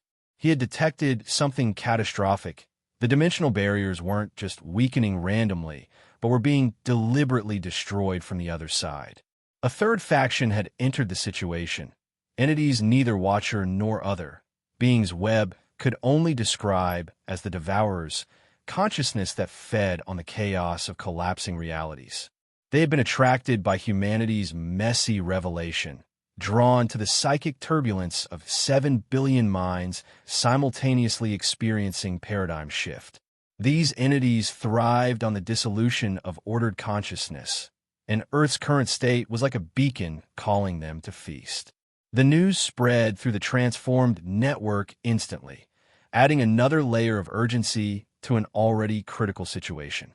The Devourers were known to both Watchers and others, a kind of cosmic immune response that cleaned up failed consciousness experiments by consuming the psychic energy released during civilizational collapse. Their arrival meant that humanity's test had entered a final phase. Either we achieved sufficient coherence to resist their feeding, or we became another meal in the endless hunger of entropy. The others' 6-month timeline suddenly made sense. They had been trying to either uplift or eliminate humanity before the Devourers detected our increasing instability. Marie coordinated an emergency response through the quantum network, instructing all transformed individuals to shift their focus from revelation to protection. They needed to create what she called consciousness firewalls, zones of mental stability where humans could process the truth without fragmenting into the psychic chaos the Devourers fed upon. It was triage on a species level, sacrificing complete global revelation to save as many minds as possible from being consumed. Sarah understood the brutal mathematics of it. They couldn't save everyone, but they might be able to preserve enough human consciousness to pass the others' test and gain the protection that came with joining their network. The next hours became a desperate race against dissolution. In major cities worldwide, transformed individuals worked to establish stability zones, using their expanded consciousness as anchors around which normal humans could cluster without losing themselves entirely. The process was exhausting, requiring them to simultaneously maintain their own coherence while serving as buffers for dozens or hundreds of other minds. Sarah found herself at the center of Portland's stability zone, feeling the weight of thousands of consciousness pressing against her awareness, their fear and wonder and confusion flowing through her like electricity. She had to remain calm, had to project certainty she didn't feel, because any crack in her stability would cascade through everyone connected to her. The Watchers finally broke their observation protocol, manifesting in forms visible to normal human perception for the first time in recorded history. They appeared as geometric angels above major population centers, their presence creating automatic stability zones through their mere existence. Their message, transmitted in every human language simultaneously, was simple: choose unity or dissolution. You have 48 hours. It wasn't a threat, but a statement of cosmic fact. The Devourers would arrive in force in 2 days, and only a unified human consciousness could resist them. The question was whether humanity could overcome its divisions, its fears, its ingrained tribalism in time to present a coherent response to the ultimate test. Sarah felt the weight of those 48 hours pressing against her consciousness like a physical force. Around her, Portland was transforming, some people embracing the new reality with joy, others retreating into denial, and still others simply standing in the streets, looking at the sky with expressions of awe and terror. The stability zone held for now, but she could feel the edges fraying as more people underwent spontaneous transformation, their unprepared minds adding chaos to an already unstable situation. She thought of her sister Emily, somewhere in Seattle, hopefully within another stability zone, trying to explain to her children why the world had suddenly become larger and stranger than anyone had imagined. A new presence touched Sarah's consciousness, neither watcher, nor other, nor devourer, but something that felt anciently familiar, yet impossibly alien. It identified itself as the original, the first consciousness to achieve transcendence in this universe, the template upon which all other evolution was measured. It had been observing Earth's test with interest. It communicated because humanity possessed something unique, the ability to hold multiple contradictory truths simultaneously without resolving them into single perspective. This cognitive dissonance, which seemed like weakness, might be the key to something the original had been seeking for eons, a way to prevent consciousness from reaching sterile perfection, to maintain growth and change even after transcendence. If humanity could survive the next 48 hours, if we could achieve unity without losing our chaotic creativity, we might offer the universe something genuinely new. The 36th hour brought collapse to 17 major cities where stability zones failed, their transformed anchors overwhelmed by the sheer panic of millions trying to process impossible truth. Sarah watched through the quantum network as Rome fell first. Its stability shattered when competing religious factions turned violent, each claiming their interpretation of the cosmic revelation was the only truth. The transformed individual holding that zone, a young priest named Father Antonio, simply dissolved into light, his consciousness scattered across dimensions as the devourers fed on the chaos. Beijing followed within minutes, then Mumbai, then Sao Paulo, each collapse sending ripples through the global consciousness field that made remaining zones harder to maintain. Sarah felt each loss like a physical wound, the network of transformed individuals growing smaller as some transcended and others fragmented, leaving gaps that couldn't be filled. In Portland, the situation was deteriorating despite Sarah's efforts to maintain coherence. The stability zone had attracted nearly 100,000 people, far more than she could effectively anchor, and factions were forming based on how people interpreted what they were experiencing. The scientists wanted to study everything, setting up makeshift laboratories in the square to measure dimensional fluctuations. The religious groups had created prayer circles, each denominating claiming special understanding of divine purpose. The artists were creating spontaneous works that shifted reality around them, adding beauty but also instability to an already fragile situation. And threading through it all were those who had broken entirely, their minds unable to accept the new reality. Wandering through the crowds, speaking in languages that had never existed, their consciousness partially shifted into dimensions their bodies couldn't follow.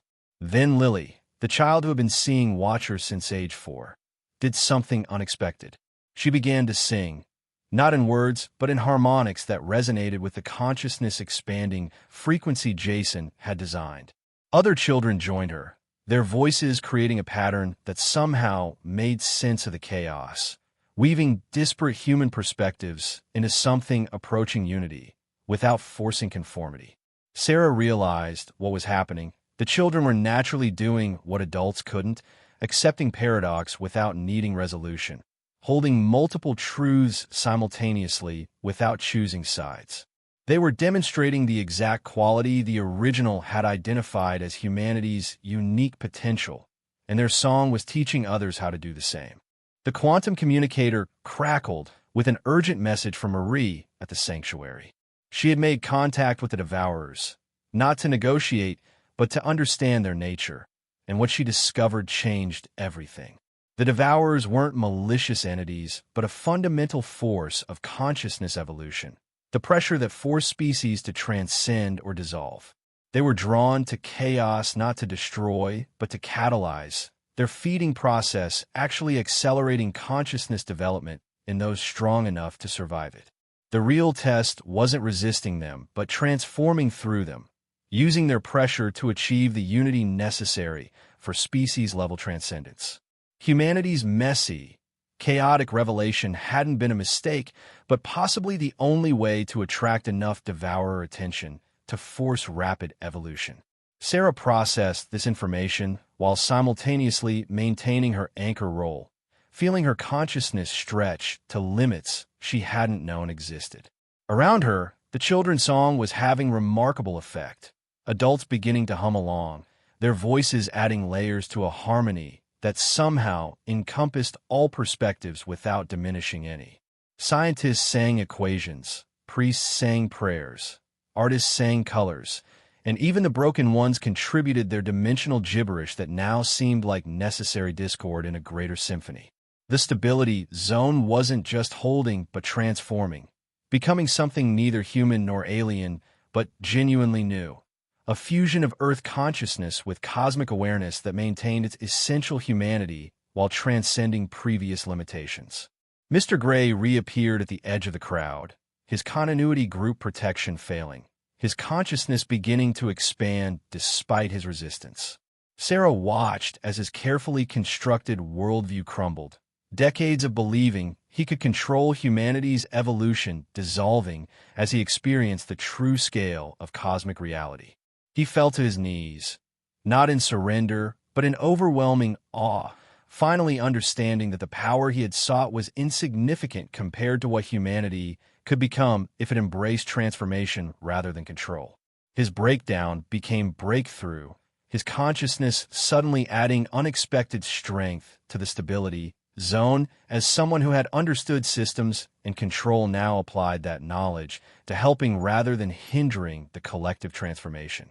The 40th hour brought a message from the others, transmitted simultaneously to every transformed individual.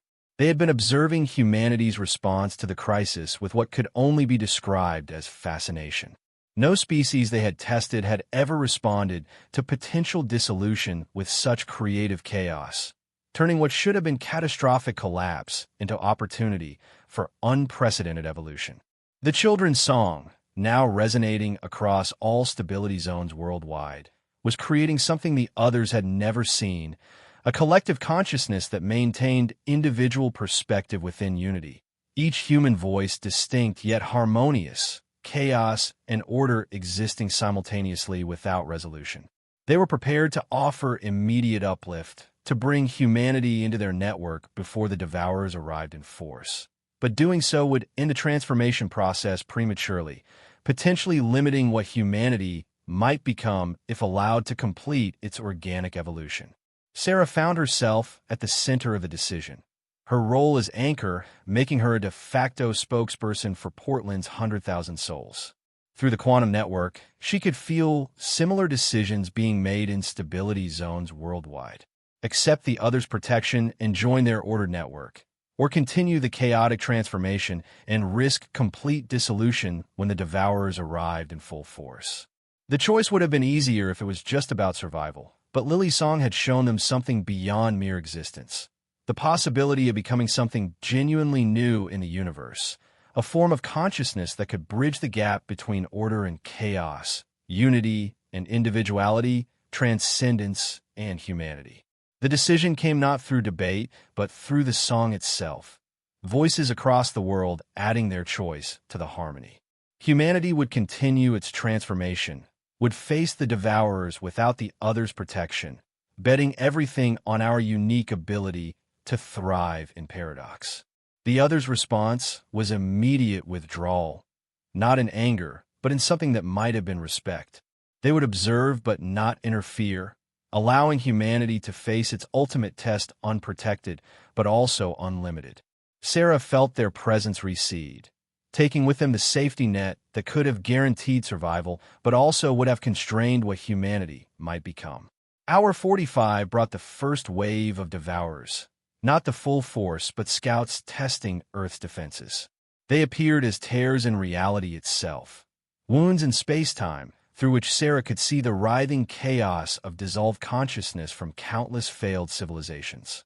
Where they touched, unprepared minds simply ceased, not dying, but unraveling into component thoughts and memories that the Devourers consumed like cosmic nutrition. But where the children's song was strongest, something else happened. The Devourers' touch became transformation catalyst, forcing rapid consciousness evolution in those who could withstand it. Sarah watched people literally light up from within, their awareness exploding beyond physical boundaries, while somehow maintaining core identity, becoming living bridges between human and cosmic consciousness. Webb's presence suddenly flooded through the quantum network, his consciousness finally fully integrated after weeks of struggle. He brought crucial information. The Devourers had a pattern, a frequency at which they fed that could be disrupted if humanity could maintain coherence at a specific harmonic. The children had instinctively found something close, but it needed refinement, needed every human voice to contribute their unique note to create a species-wide frequency that would transform the Devourers from threat to evolutionary catalyst. He began broadcasting the mathematical formula through the network, but it was Lily who translated it into something every human could understand, adding new complexity to her song that others immediately began to echo. The 47th hour saw the complete dissolution of national governments as humanity faced a crisis that made political boundaries meaningless. Military forces worldwide stood down or joined stability zones, their weapons useless against threats that existed in consciousness rather than physical space. Religious leaders of all faiths joined voices, finding common ground in facing the infinite together. Scientists and mystics worked side by side, their different approaches to truth suddenly complementary rather than contradictory. Even the internet, humanity's chaotic information network, became something else, a digital nervous system carrying the song to every connected device, every screen becoming a window into humanity's transformation. Sarah felt her individual identity beginning to blur, not disappearing, but expanding to encompass every consciousness connected to her stability zone. She was simultaneously herself and everyone else, experiencing humanity's full spectrum of responses to transcendence. Through one perspective, she felt terror, through another ecstasy, through yet another calm acceptance, all equally valid, all necessary notes in the greater symphony. The boundaries between self and other became permeable without dissolving, identity maintained through change, unity achieved without uniformity. It was everything the others had said was impossible, everything the watchers had hoped to observe, everything the original had been seeking since the universe began. As the 48th hour approached, Sarah could feel the Devourers massing for their final assault, countless entities drawn to Earth's transformation like moths to a flame that might either consume or transform them. The children's song had evolved into something beyond human comprehension, yet fundamentally human in spirit, a declaration of consciousness that refused to choose between chaos and order, insisted on both, demanded the right to exist in paradox and thrive in contradiction. Through the quantum network, she felt every transformed individual preparing for the moment when the Devourers would strike in full force, when humanity would either transcend its limitations or dissolve into the cosmic background radiation of failed consciousness. The final seconds ticked down with agonizing clarity, each moment stretching into subjective hours as Sarah's transformed consciousness experienced time at different rates simultaneously. She thought of her journey from that first call about Webb to this moment of species transformation, how personal tragedy had become cosmic opportunity. She thought of her sister Emily, somewhere in the Seattle stability zone, probably terrified, but hopefully beginning to understand that fear and wonder were not opposites, but dance partners in the ballet of consciousness evolution. She thought of humanity itself, violent and compassionate, brilliant and foolish, divided and united, about to discover if these contradictions were weakness or the source of unprecedented strength. The clock reached zero, and the Devourers descended like a wave of pure entropy, ready to feed on chaos or be transformed by it. Sarah opened her consciousness fully, no longer trying to protect or resist, but simply to be, to exist in the paradox of human consciousness facing cosmic truth. The children's song reached crescendo, 7 billion voices contributing their unique note to a harmony that should have been cacophony, but somehow achieved impossible beauty. The moment of impact would determine everything, whether humanity dissolved into component consciousness to feed the Devourers or transformed into something that could feed on entropy itself, turning dissolution into evolution, chaos into creativity, ending into beginning.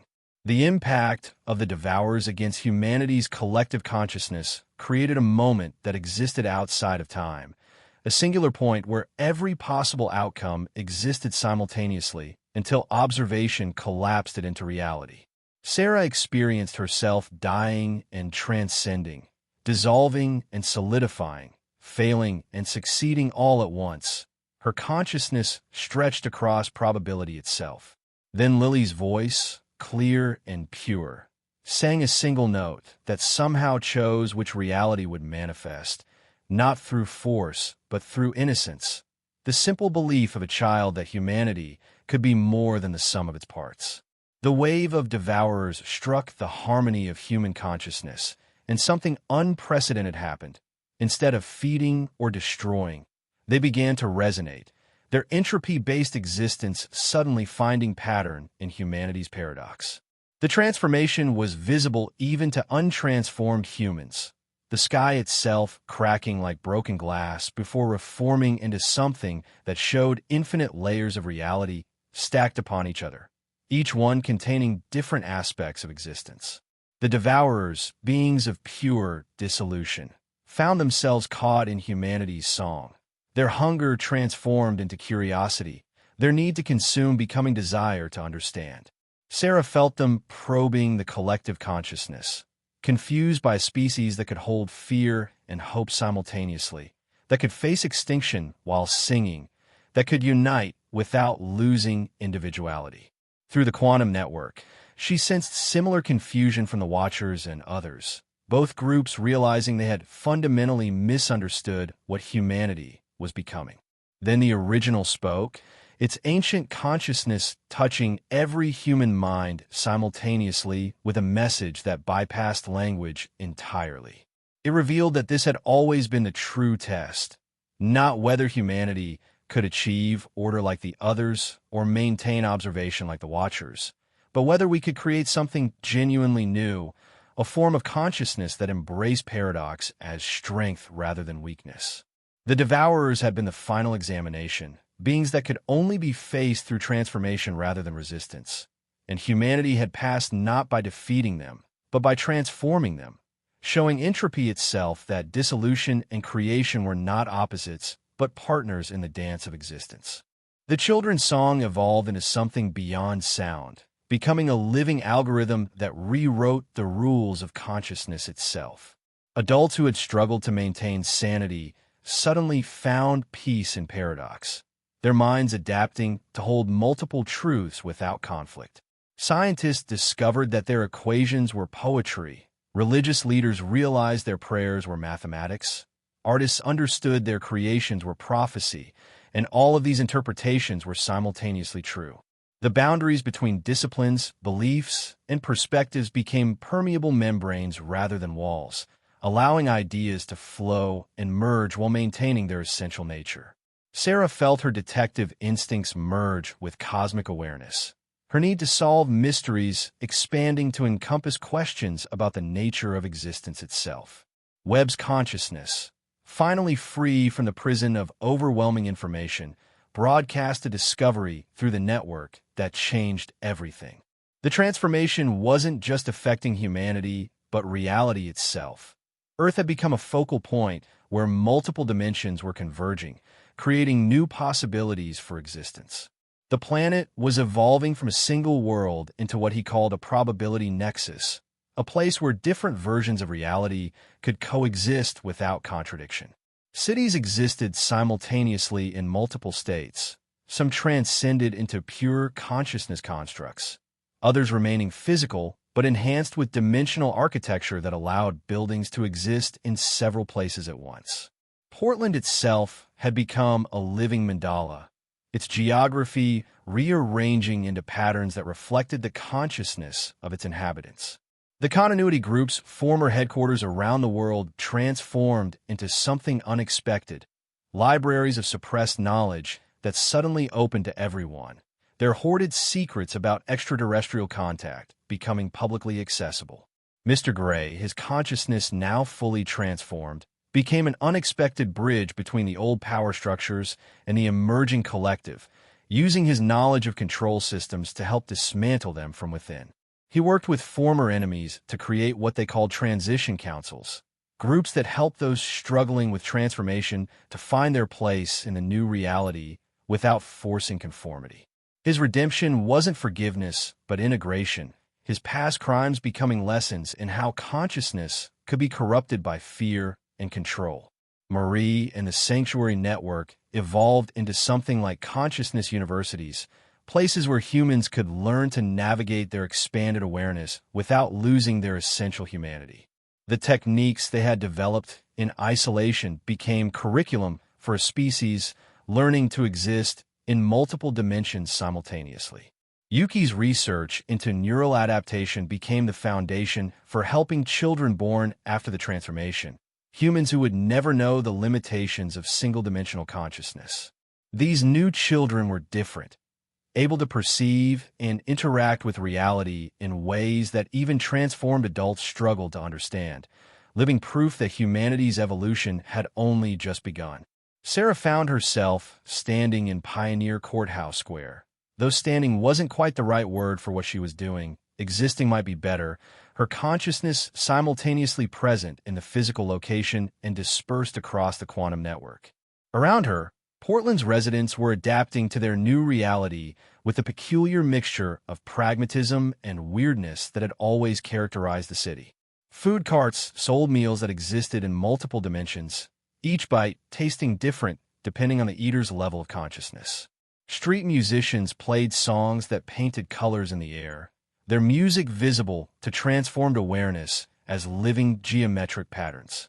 Even the rain had changed, each drop containing infinite reflections of possible worlds, turning every puddle into a window to alternate realities. The Watchers announced their decision through manifestations that appeared simultaneously worldwide, their geometric forms now fully visible to all human consciousness. They would no longer merely observe, but would share their accumulated knowledge, libraries of information about countless civilizations that had faced similar transformations. But they would not guide or control. Humanity had earned the right to chart its own course through the cosmic community. Their role would be as historians and witnesses, recording humanity's unique approach to consciousness evolution for future species that might face similar tests. Some Watchers even chose to experience linear existence temporarily, taking human form to understand how a species could thrive in such limited dimensionality while maintaining connection to the infinite. The others also shifted their approach, no longer offering uplift, but requesting exchange. Humanity's successful transformation through paradox had shown them something they had lost in their pursuit of perfect order, the value of chaos as creative force. They proposed collaboration rather than absorption, a mixing of perspectives that could benefit both humanity's chaotic creativity and their structured advancement. The first joint projects began immediately, combinations of human intuition and other logic that produced technologies that neither could have developed alone. These hybrid creations weren't just tools, but living systems that grew and evolved, reflecting the consciousness of their users while maintaining their own form of awareness. But perhaps the most profound change was in humanity's relationship with death and existence itself. The transformation had revealed that consciousness wasn't confined to physical bodies, but existed across multiple dimensions simultaneously. Death became transformation rather than ending, a shift from one state of existence to another.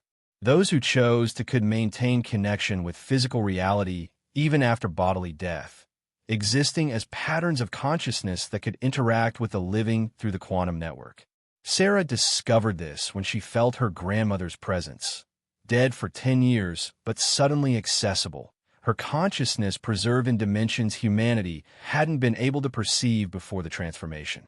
The world's children, led by Lily, who had become something like humanity's first true dimensional native, began teaching adults how to navigate reality's new rules.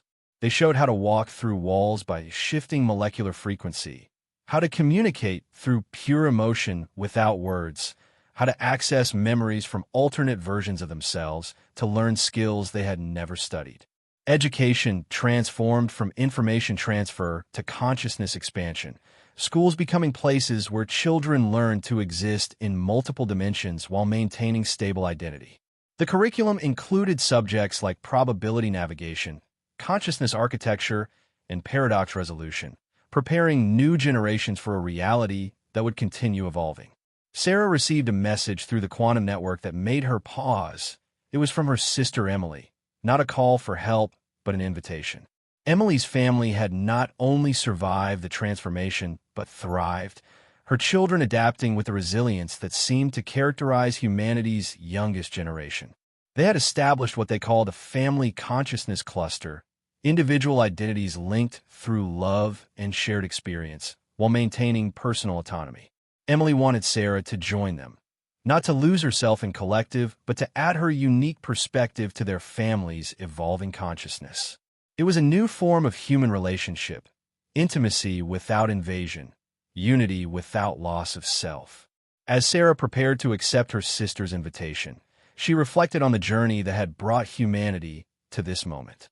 What had started with one scientist seeing too much had become species-wide transformation that rewrote the rules of existence itself.